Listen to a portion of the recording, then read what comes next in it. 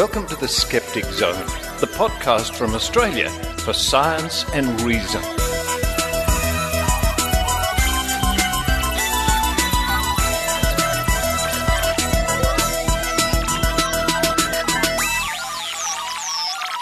Yes, it's the Skeptic Zone podcast, episode number 469 for the 15th of October 2017. Richard Saunders here with you from Sydney, Australia. And for those people who want to keep a check on things, overcast and a bit cool today. Coming up on this week's show, I talk to a cool customer. Talking about cool, Ben Radford, the investigator, the psychic investigator. He's not a psychic who investigates. No, he investigates psychics. Or people who claim they're psychic, I should say. And especially, one of his interests especially is people who claim to help police. Psychics. Hang on, we'll start again. People who claim they're psychic, claiming to help police. People who, yeah, I think I've got that right. Something like that. Anyway, Ben's going to be talking about that and also the latest sort of news with UFOs, another one of Ben's great interests. Following that, it's a story from the Australian Skeptics, a very important story, really, as it turns out, because the government have prosecuted an outfit making false health claims. This is very important. It sets a great precedent because so many of the people we are concerned about, skeptical of, are making what we consider to be very suspicious or dodgy claims about health, be it with magic pills or devices that don't work and so on. So to see some government action taken against people spruiking bogus health advice is very important. Find out more coming up soon. Then it's a grain of salt with Eran Segev, one of the continuing series of interviews Eran conducted in the recent Skeptics Congress in Poland.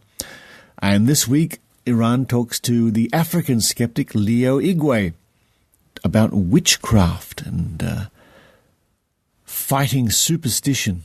Now, Leo is a man we all admire because he really puts his life on the line when it comes to battling superstition and these sort of things in Africa. Then some news from Maynard, our reporter Maynard. He and Tim Ferguson are going to be doing a live presentation of their award-winning podcast, BUNGA BUNGA. That's happening in November here in Sydney at the Harold Park Hotel. Lots of details coming up a bit later on in the show. I'll be there, and I hope you will be too. Then we have another interview from the globe-trotting Susan Gerbic. Susan was recently in Italy, and she met up with Chiara Pasquini from CICAP, the Italian Committee for Investigation of Claims of the Paranormal. Yes, it's no surprise that skeptics are everywhere, even in Italy. And we can find out more about that organization coming up with Susan Gerbic. Then to round off the show, we hear from Dr Angie Mattke with a question for me from Dr Angie, right at the end of the show in the Loose End segment. A big hello to all those people who are at the QED, Question, Explore, Discover, in Manchester right now as I speak. And maybe some of you will be downloading the Skeptic Zone for a bit of late night listening. I wish I was there. But now it's time for me to run downstairs, and in honor of my dear friend Alethea Dean, who got married yesterday to Nathan Lee, congratulations you too. Alethea is a member of the Australian Skeptics Committee, and they did it in secret.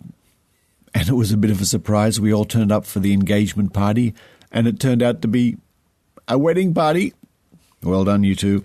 In honor of your wedding yesterday, I'll run downstairs and have a bit of cake.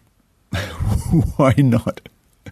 Then I'll run straight back upstairs again. Will I do all that? I hope you enjoy the Skeptic Zone.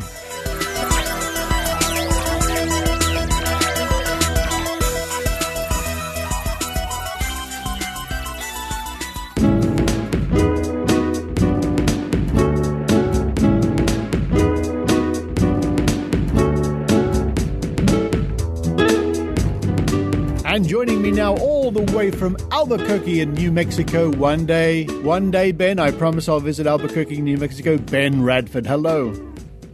Hello there, Richard. Yes. Good to. I'm actually Good to speak to you. I think because of the timeline, I'm actually speaking from your past. I believe this is a sort of form of time travel, if I'm not mistaken, because I think you're a day ahead of me, which I always find baffling, even though, a science-minded fellow.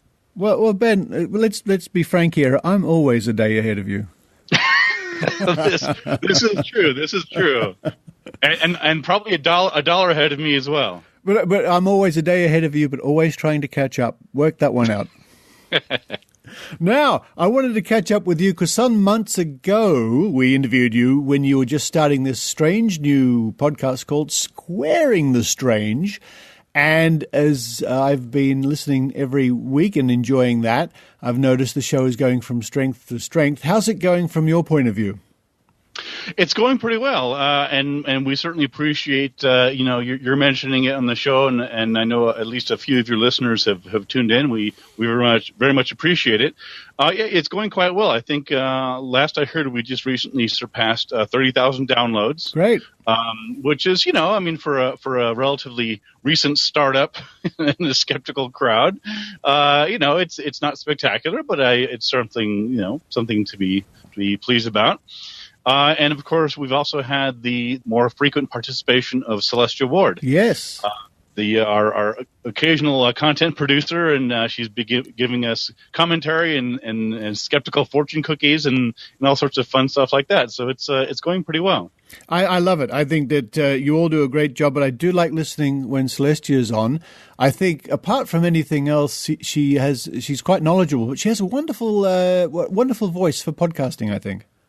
Yeah, absolutely. It was nice to sort of bring in another angle to it, and of course, as some of our listeners know, Celeste and I have done a couple investigations together, including of John Edward and his techniques, both cold and hot reading, and his performances is probably the most gracious way to put it. And she and I actually sort of went undercover at one of John Edwards' performances and saw how he manipulated the audience and pivoted on certain things. And that was the topic of a recent show. So it's been fun to sort of be able to engage her as well. It certainly was. And folks, I encourage you to listen to Squaring the Strange. It is a very interesting podcast indeed, especially for the skeptically minded, which I think many of the Skeptic Zone listeners are. Ben, another topic just quickly before we move on to chat about psychic detectives is the other day, a couple of days ago, I bothered you because I was asked to comment on the latest rehash of the Roswell incident, where this mysterious film, grainy, overexposed film emerged, purporting to be of the alien from Roswell being stretchered away or taken somewhere on a stretcher, or apparently turns out to be Area 51.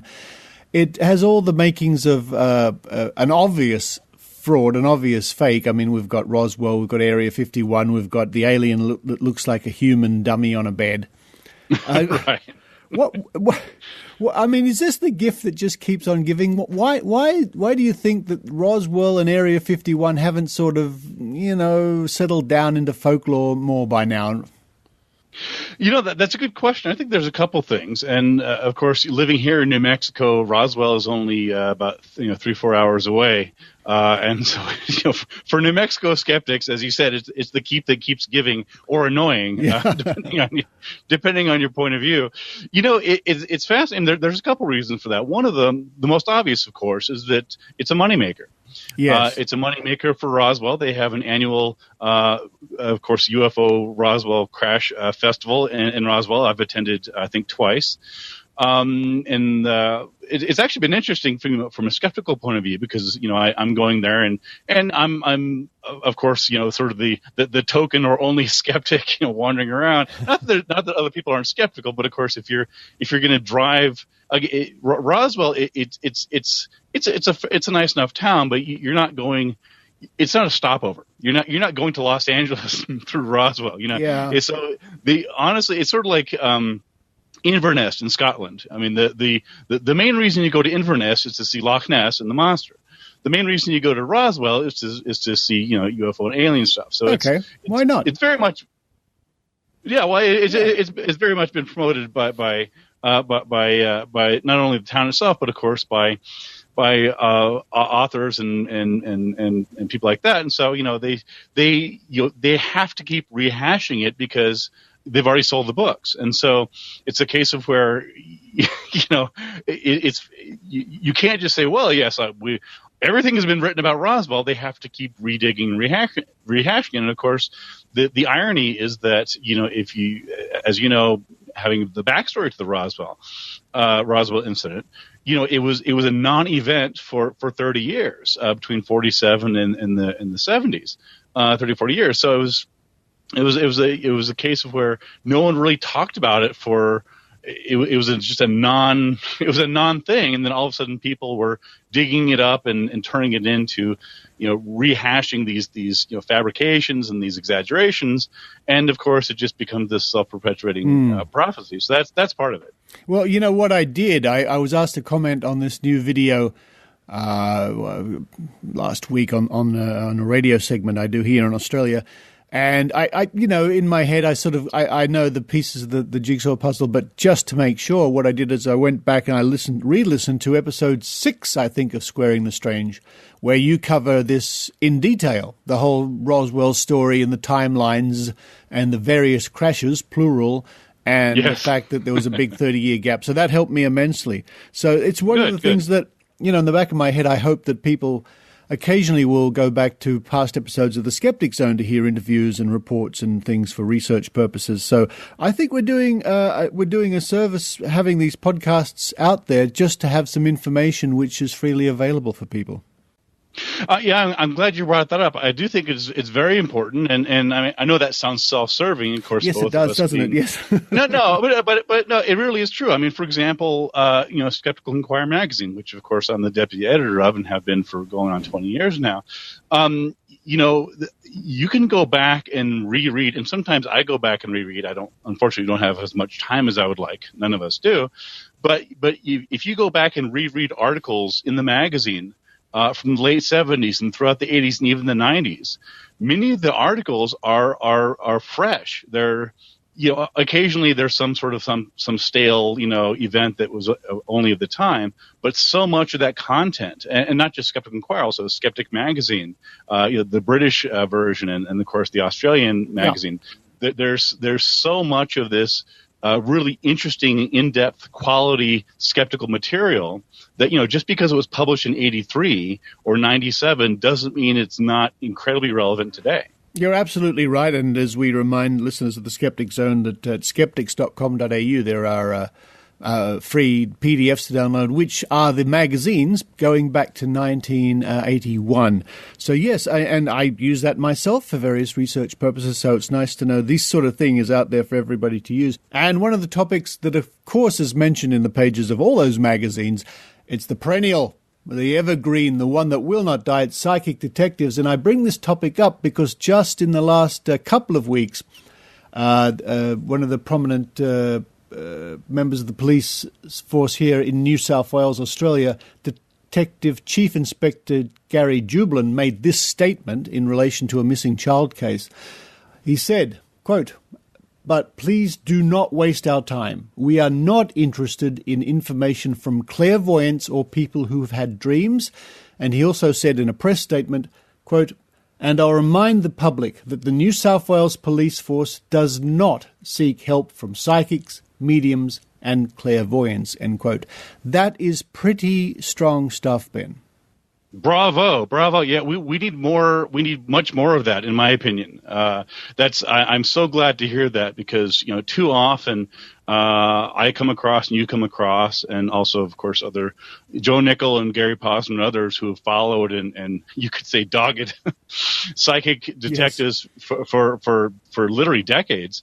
Too often you find these sort of often cherry-picked quotes from a police officer or a constable somewhere who makes some statement that appears, at least superficially, to validate psychics. And I've come across probably a half dozen of them, or so, where there's like, oh, well, a psychic gave us information that, and they'll phrase it in a way that, it turned out to be right. Well, yes, but that doesn't mean anything. That's not. It may have turned out to be right, but that was because it was so general and vague that, of course, it was right. But unfortunately, those are exactly the sorts of quotes that the psychic detectives use to promote themselves, and they shy away, of course, from the much stronger statements by people like the New South Wales officer. That they're crystal clear. Do not bring us dreams. We can't use that. Don't give us hunches. If you have actionable information, then that's wonderful. But I mean, I could just imagine a beleaguered police officer, trying to do their best to find a missing person, maybe alive, maybe dead, who knows. And they're being inundated by often well-meaning people who saw something on the news report and that night had a dream about the missing child or what had happened, with no anchor in reality whatsoever. And then they're obligated or expected to follow up on that.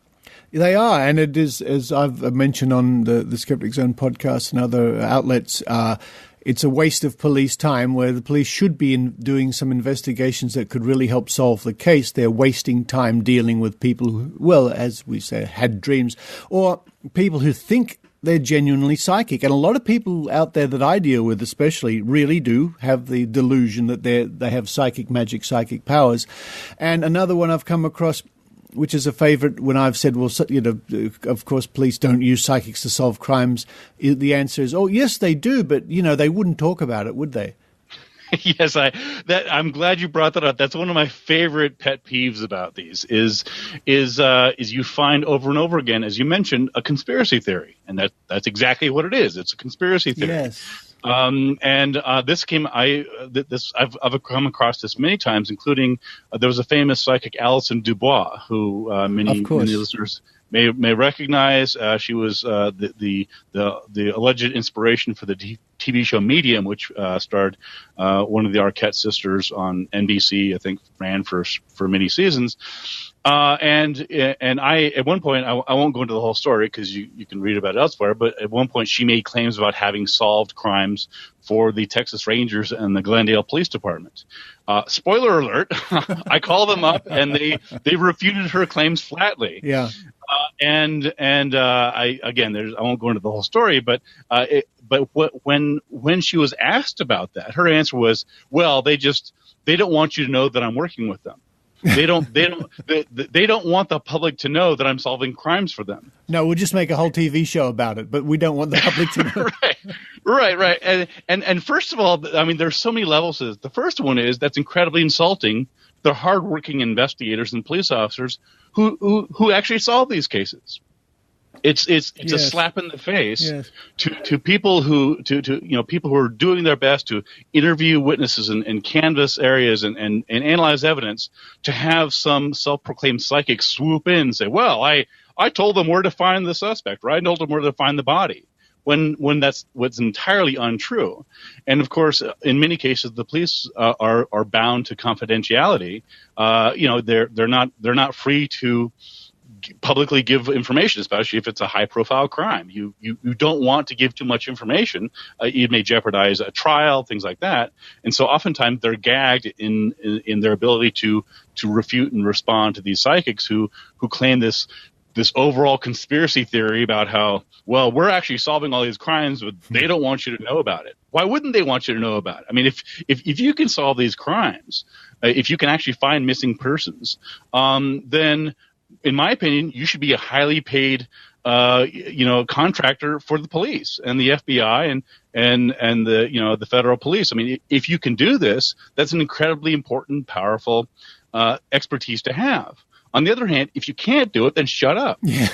Well, there's a classic case I remember years ago in Australia where a so-called psychic, was interviewed on TV who said they helped the police with this inquiry or that murder case or whatever. And when pressed, they said, well, I sent the police a letter with information. I got things wrong in it. And they said, well, really? Well, did the police act on the information? And the psychic said, well, I don't know. But later, they go around saying, I helped the police. In other words, they write police wrong information. They don't know whether it was received or read or acted upon, but they help the police. Yeah, it's so frustrating. and some of that on journalists and reporters. I see poorly written headlines a few times a year where it'll be, and it's not intentional. It's just sloppy journalism, and the headline will be "Psychic aids police in missing person search." And what they mean is that a psychic has ingratiated themselves or sort of inserted themselves into the search, which is not uncommon. That does not mean, be crystal clear, that does not mean that the information found the person. And over again, I see this, it's like, psychic helps in search, and then you read the article, they haven't found the person. Well, if they haven't found the person, how do you know that they've helped? They haven't helped. They've given them information, which may be true, may not be true. Who knows? They haven't helped at all, and it's so frustrating because again, it's the reporters and the headline writers. I mean, they're not trying to mislead the public. They just don't know how else to phrase it. Yeah, and unfortunately, that ends up perpetuating this myth. Oh, and it sells newspapers, so to speak. Yeah. Yeah, absolutely. There's a great quote I love from Samuel Clemens, Mark Twain, and I believe it's a true quote. It may be attributed to him. It's about reputations. He says, if a man has a reputation as an early riser, he can sleep until noon, which you understand as long as you have the reputation. And some people are labeled in the press as so-and-so and so-and-so, the psychic detective, which is their moniker, right? And then in the public imagination, they're real. They're the psychic detective. Yeah, absolutely. And again, just to go back to the previous point about the real world absence of psychics. I see this all the time. Recently, as you know, in the past few weeks, we've had a string of natural disasters. We had flooding in Texas. We have the hurricanes in Puerto Rico and elsewhere in the Caribbean. We had the earthquake in Mexico. In all these cases, you have missing persons. You have people whose families don't know if they're alive or dead, or if they're trapped under rubble, or if they're safe somewhere because of poor communication. These are exactly the sorts of cases that psychics should be first on the ground for, right? This is a real world case where if you can find missing persons, you can save these search and rescue teams countless hours of fruitless labor by finding these people. But I think their absence is conspicuous and telling. Well, there's an old expression that we use frequently here, what if it were true? We play the scenario. Okay, let's envisage a world where your claim, be it psychic detective or predicting the future or water divining or whatever, what if it was true? What if that's the way physics and the universe really worked? We'd expect to see this, and this. It's a good mind exercise. Absolutely. That's brilliant. I love it. Well, Ben, thank you so much for sparing a little bit of time, all the way from New Mexico. One day, Ben, one day. People can hear your podcast. Where can they hear your podcast? We are at Squaring the Strange. You can also find us on Facebook, on iTunes, Libsyn, various other podcasty places. And I'm, of course, bouncing around. I'm doing articles and columns and blogs and whatnot. I do have a new book coming out in a few months titled Investigating Ghosts, which is specifically on ghost investigations. I'm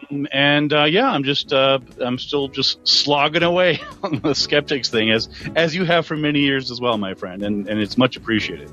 That's great, Ben. We'll give my best to Pasquale. He does a great job co-hosting with you, and the ever interesting Celestia Ward. Indeed, I'll do so. Ben Radford, thank you very much. Thank you very much, Richard. Always glad to talk.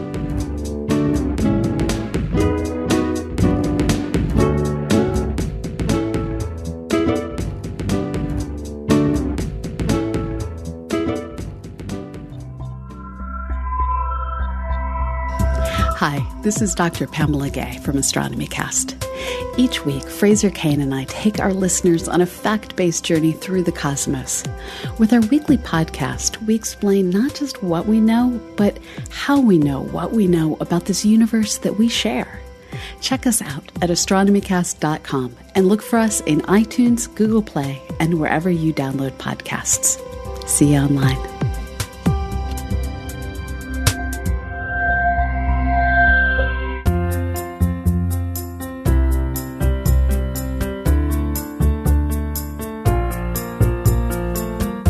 Australian first penalties for male hormone clinic.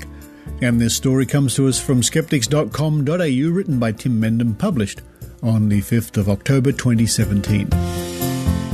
Wellness Enterprises Pty Limited, which traded as Australian Male Hormone Clinic, has been fined $127,500 plus costs after being found guilty and convicted of 17 charges related to unlawful advertising of regulated health services. Charges brought by the Australian Health Practitioner Regulatory Agency, AHPRA, followed advertisements the business published in newspapers around Australia between February and August 2017 for treatment of testosterone deficiency. The full-page advertorial-style advertisements made a number of claims about the benefits of treatment, including increased energy, focus, masculinity and strength, and the ability to satisfy sexual partners. AHPRA challenged the validity of the claims, citing best available evidence. In what the AHPRA describes as, quote, an Australian first, end quote, the corporation was found guilty and convicted on 17 charges. Magistrate Atkinson cited the seriousness of the offences in fining the corporation $75,000 on each charge, totalling $127,500.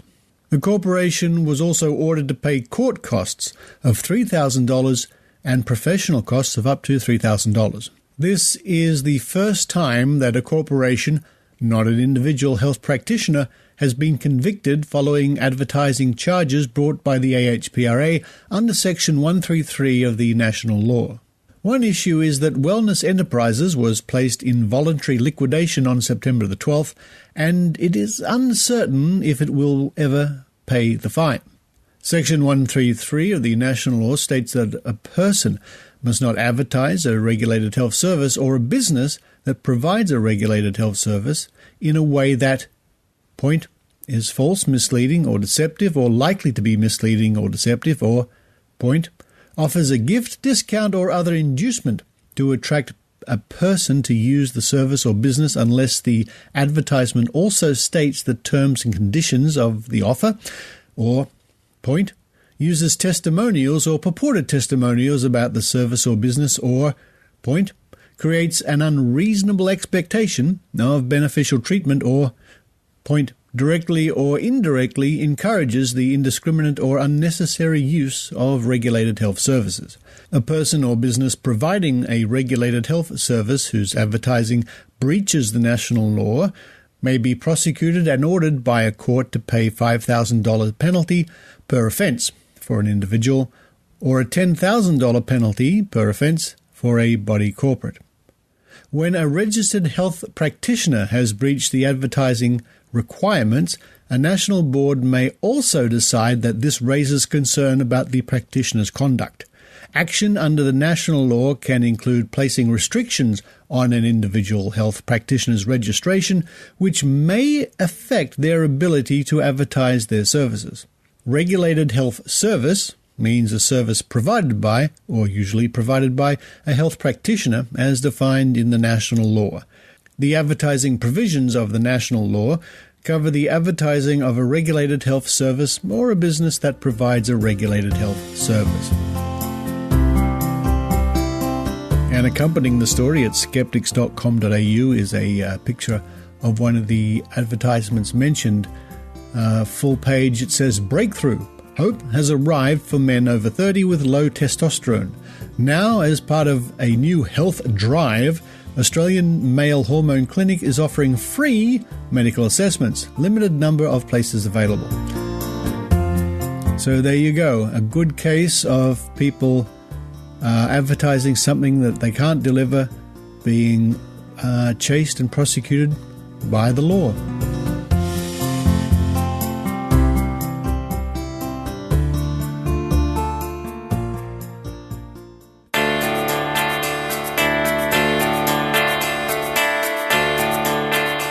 Calling all Skeptic Zone listeners.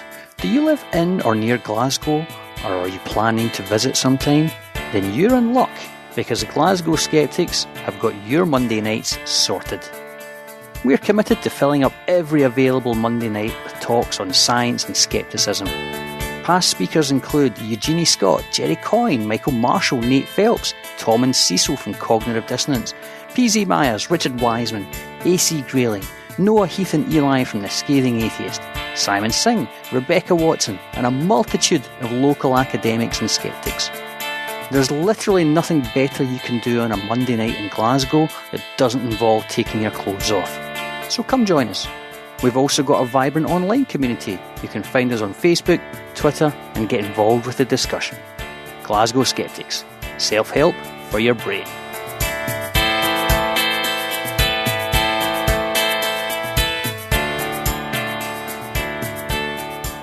Grain of salt. Grain of salt. Grain of salt. Let's all take this with a grain of salt. Here's Eran Segev. Grain of salt now. Grain of salt. You gotta take it with a... Leo Igwe.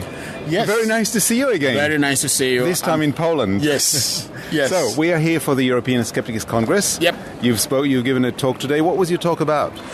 Well, I spoke about how religion here now defined as Christianity and Islam, how religion is hampering scientific thinking, because particularly I situated it within the discussion about or the study of Africa, because the notion there is that Christianity and Islam, these are modernizing forces. And when you hear modernizing, you expect forces that could dispel magic and superstition. But for me, that doesn't hold, because religion, Christianity and Islam are rather superstition-enforcing mechanisms and ideologies. So, and I tried to illustrate this using certain cases, like claims and reports where people turned into goats, people gave birth to frogs or horses, and even where those who call themselves Christian pastors, they claim they resurrected people from the dead, and one claimed that he walked on air, and also we have Islamic marabouts. They are now the producers of anti-bullet chants. So Christianity and Islam are kind of appropriating or reappropriating, taking over some of the roles and marketing some of these paranormal claims that we associated with traditional superstitious beliefs. So that's why my argument here today is that no, Christianity and Islam, they are not modernizing forces. They are actually reinforcing those dark age superstitious and dubious beliefs and claims. So this sounds, to a Western ear, that sounds a little bit obvious. Yeah. So you're speaking about it specifically within the context of Africa, which is not just where you were born in Nigeria, but also your field of study. You've just completed your PhD. Yeah. Your PhD is about what? Yeah, my PhD actually, my thesis analyzed and explained accusations of witchcraft from the accused perspective, because overwhelmingly, the studies have looked at accusation. They have studied accusation. Scholars have studied accusation from the accuser's perspective, and they have tried to analyze the situation in Africa as a situation where those who use witchcraft to assert power are the definers of morality, definers of social order, but they ignore the fact that there are people on whom these accusations are applied, and these people suffer a lot, and their family relationship, their social relationships suffer a lot. So this time around, I looked at accusation from the accused perspective and how they negotiate accusation in such cases. And you've just completed it, so I can call you Dr. Leo Igwe now?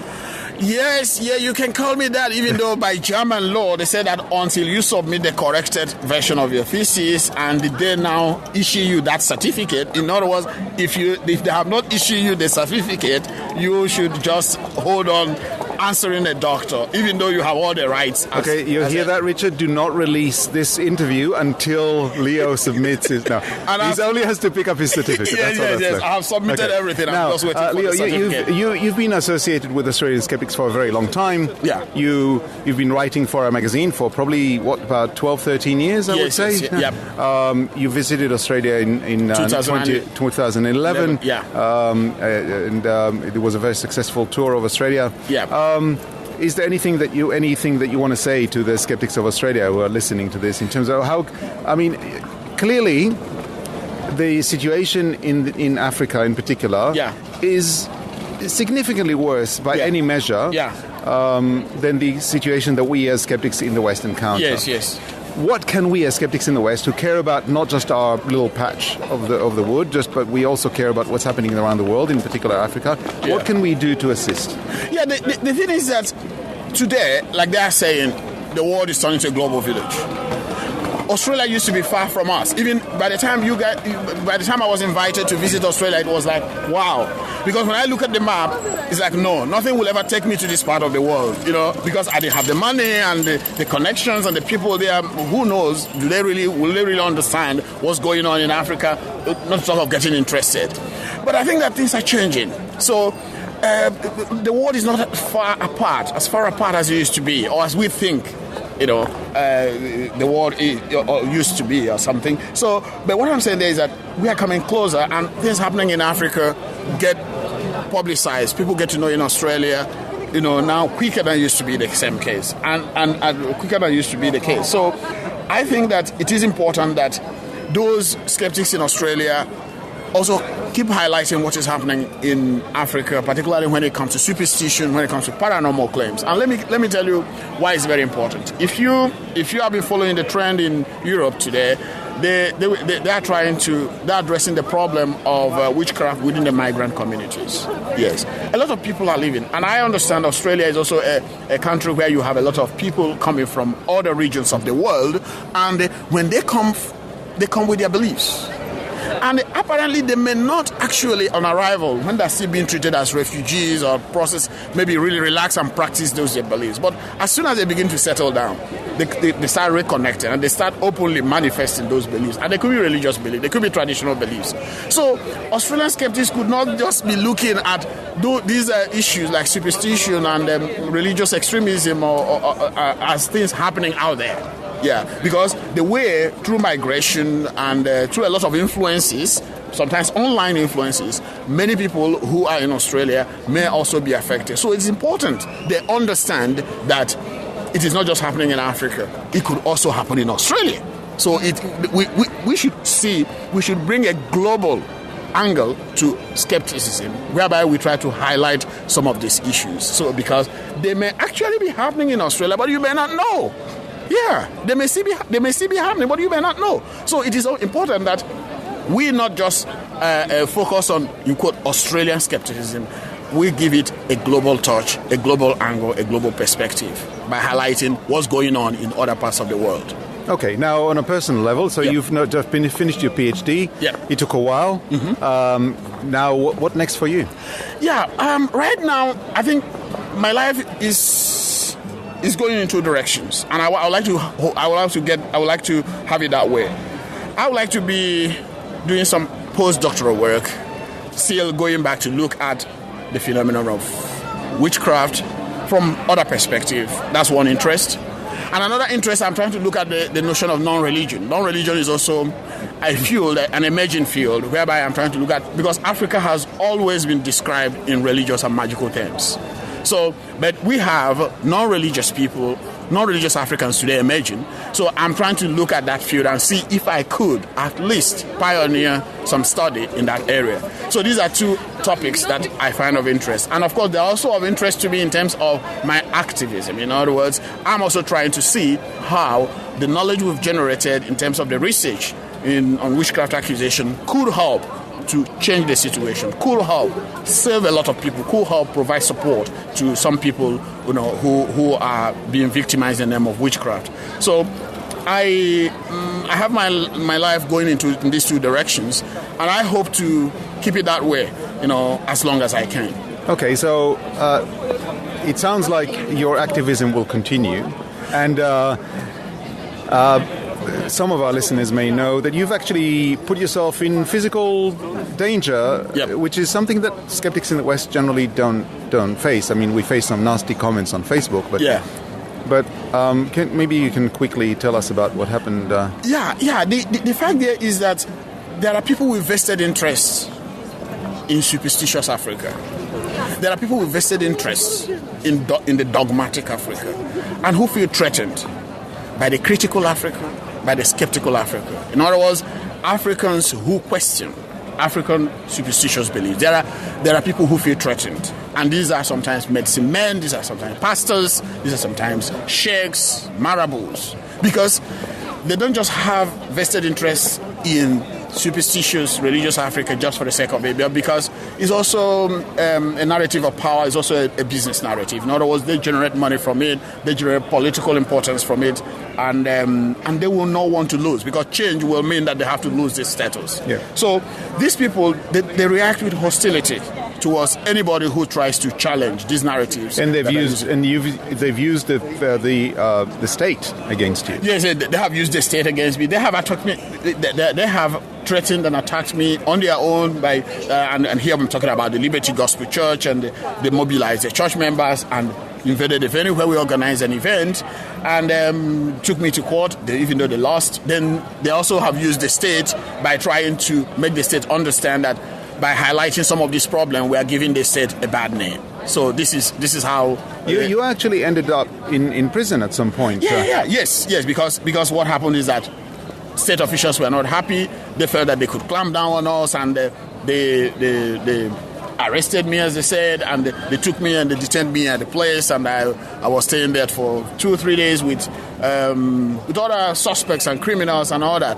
So, but yeah, I never expected it was going to be a smooth ride from the beginning. I knew there were going to be challenges, even though I didn't know exactly what the nature of the challenges would be. But when the challenges were coming, I think I had an idea that I knew I was going to face a lot, stiff resistance from people who have vested interest in superstitious, dogmatic, and irrational Africa. Yeah. Well, I admire your persistence, and I wish you all the best. And it's great to see you again. I hope to see you again in the not-too-distant future. Yeah, thank you so much. And I also want to thank Australian Skeptics for the support they gave me. And I will never forget it. And let me say this, I will never forget the fact that you and other friends put through a call to a police station where I was detained sometime. And I know that call made a difference. Yes, because locals here, when they are trying to be funny, they're always afraid of anything international. They don't want. They want to do everything and maybe clear it and not let nobody get to know. So when they know that the outside world has got to know about this, they become very careful and they try to do it. So I know that I got a phone call from an official from the Australian Australian Embassy. Yeah, in Nigeria. And I know it's as a result of what you did. And I know that it made a difference. And I want to tell you, Australian Skeptics, I, Leo Igwe, will never forget.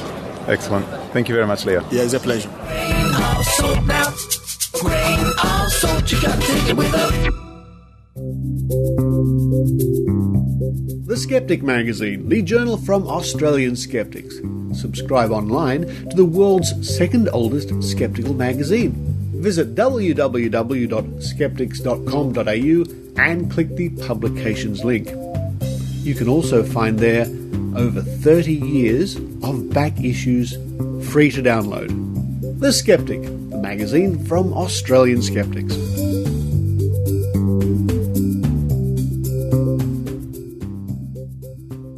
On Maynard.com.au.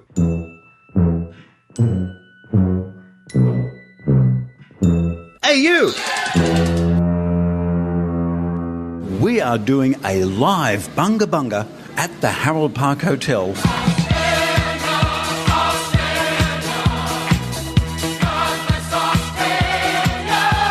Oh my God, I know. Bunga Bunga live. If you want to be part of us recording an entire episode of Bunga Bunga where you'll be invited to make your own comments, you'll be invited to ask us questions. The crankmail section, we're throwing it over to you. We're going to be doing it live in front of people. There'll be special guests. We've decided to go live. Definitely worth putting in your diary. It's going to be at the Harold Park Hotel. Upstairs in Sydney. And if you think getting upstairs is a problem for you, wait till you see how they winch me in from the helicopter. Yes, that's right. It's the Festival of Dumb Ideas at the Harold Park Hotel, the 14th of November, really soon. Get tickets now. Tickets are available at trybooking.com, or all the information you need is on the front page of maynard.com.au. See you there. Bring your crank mail. Bring your mum. If you do like it, we're going to do it about once a month, aren't we, Tim? Yeah, if people come along, we want to do one live Bunga Bunga a month. So you get the comedy, you get the music, you get the fun, you get the insights, you get the opinions, you get the politics, and you get the pants. All the information at maynard.com.au, and it's all there for you. Or go to the Bunga Bunga Facebook page, and it's all happening on maynard.com.au.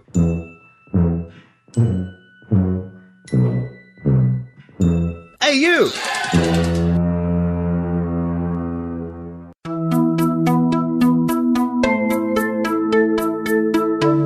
Hello, Skeptic Zone listeners. This is Susan Gerbic, and I'm in Italy.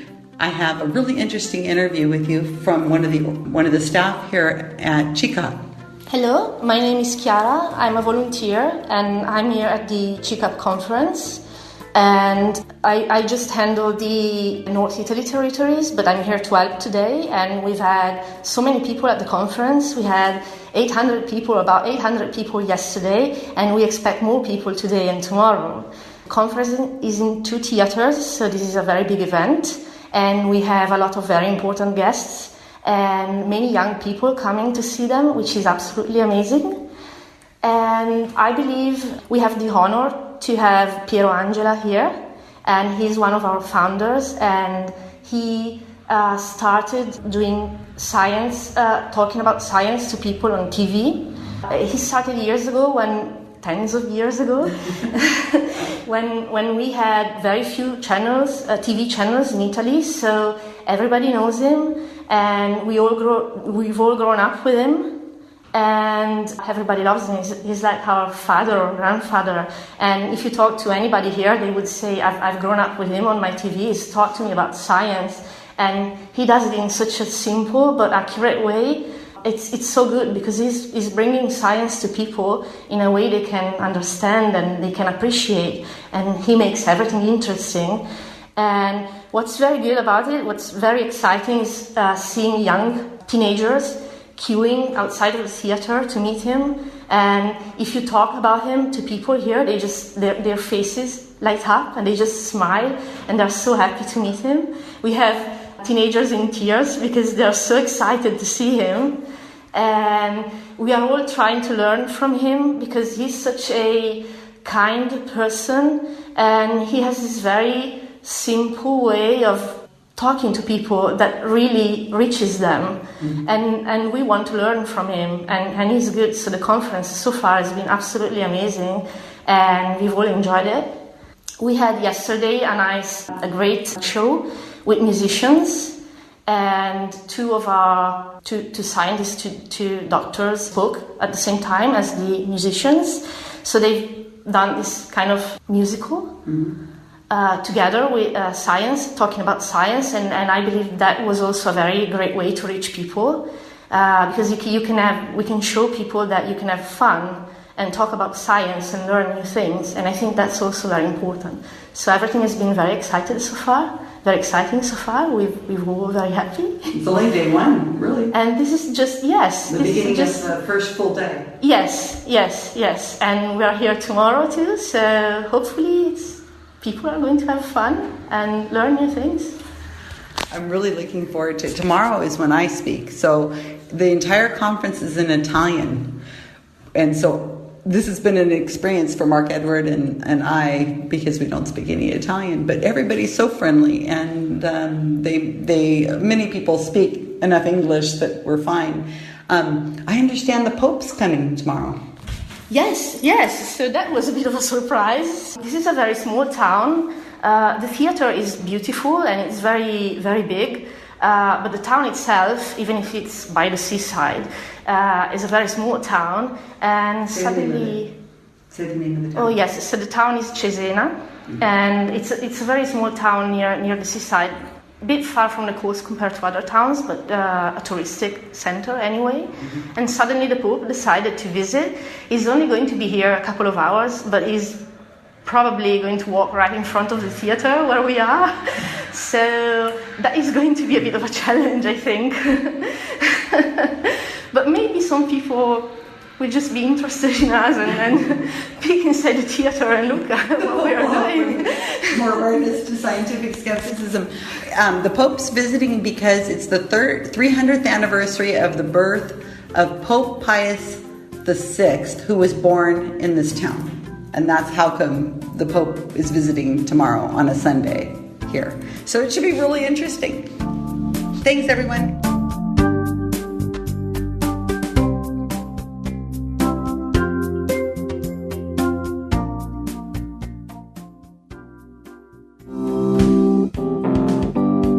Hi, this is Heidi Robertson from the Northern Rivers Vaccination Supporters. We are a group of concerned citizens dedicated to promoting good science and common sense in our region, the far north coast of New South Wales. This area, famous for its natural beauty and relaxed lifestyle, also has the lowest rates of vaccination in Australia. We are out to change that by challenging the myths and misinformation and by providing good evidence-based information to the community. We'd love for you, no matter where you are in the world, to join our fight.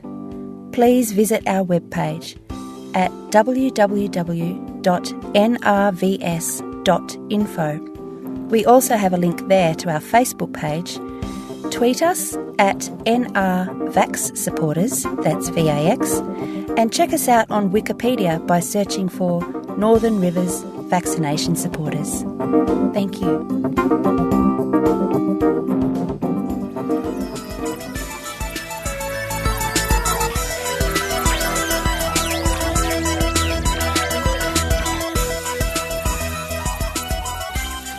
Thank you for listening to the Skeptic Zone. Now, here's some fabulous news if you're in Sydney and you're coming to the Australian Skeptics Convention, Skepticon, or if you're not. If you are or if you're not, you can still come to the pre-conference drinks, and this will be at the Occidental Hotel at York Street, Sydney, where we normally have skeptics in the pub. Friday, the 17th of November. Details at skeptics.com.au. You can mingle with the speakers, mingle with other skeptics. So whether you're coming to the convention or not, please join us for the pre-conference drinks, a great social opportunity. And don't forget that on the 18th of November is the grand dinner for the convention, which you can attend whether you're coming to the convention or not. Again, tickets are available at skeptics.com.au, and that looks like to be a really great night. Both nights, I think. For those people listening in Australia, if you tune in to Talking Lifestyle Tuesdays at 8 o'clock, about 10 past 8, in fact, you can hear myself and Tim Mendham from the Australian Skeptics.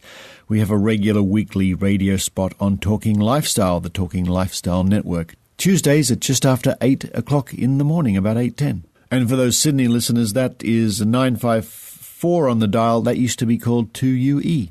And not forgetting, of course, that we have also a late-night, very early morning segment on the Macquarie Network with Mike Williams.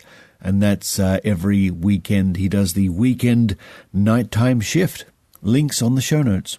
And here is a message that came in from the USA from Dr. Angie Mattke. Hi, Richard. I can't make it to SciCon in Las Vegas, but I wanted to know if you'll be interviewing the speakers for the Skeptic Zone. Thank you for that question, Angie. Yes, absolutely. Try and stop me. I'll be running around the convention, SciCon, in Las Vegas in about a little under 2 weeks now with my microphone, getting as many interviews from prominent skeptics and other people just going along as I can to play on the Skeptic Zone over the coming months. And I'm sorry I won't see you there, but it sounds like it's going to be a great convention. I can't wait to catch up with all my friends, including Skeptic Zone reporter, Dr. Rachie. And speaking of Skeptic Zone reporters, a big thank you to Shelley Stocken for your wonderful Take Stock reports over the last couple of years. Shelley has decided to concentrate on other things at the moment. Who knows, one day we might be able to tempt her back to being part of the Skeptic Zone. But for now, Shelley, thank you so much for being part of the fun.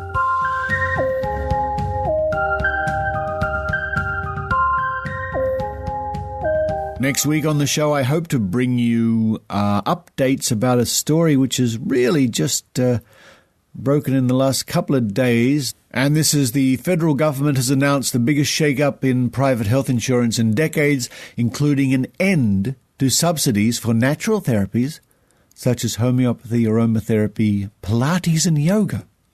It's a very new story. We're trying to find out more about it, but it looks like, from our point of view, from a skeptical point of view, it's certainly a step in the right direction. We'll be concentrating, I think, on the news that homeopathy and aromatherapy, iridology is another one. The government will be ending subsidies for these therapies. More news next week as we find out more about exactly what this will mean and the implications. And next week's show will be coming to you from the Bay Area in San Francisco as I fly over to the US and have a few days to relax and get over jet lag before heading to Las Vegas for the SciCon. Although I hear there's a lot of smoke and fires around the Bay Area at the moment, so I hope that situation improves for everyone's sake. But until then, this is Richard Saunders signing off from Sydney, Australia. You've been listening to the Skeptic Zone podcast. Please visit our website at www.skepticzone.tv for show notes, contacts, and to access the back catalogue of episodes going back to 2008. You can follow the Skeptic Zone podcast on Twitter at Skeptic Zone, visit our Facebook page, or leave a review on iTunes. You can also support the Skeptic Zone via Patreon or PayPal. You can be part of the show by downloading the Voice Byte app at voicebyte.com and using the hashtag Skeptic Zone. The Skeptic Zone podcast is an independent production. The views and opinions expressed on the Skeptic Zone are not necessarily those of Australian skeptics or any other skeptical organisation.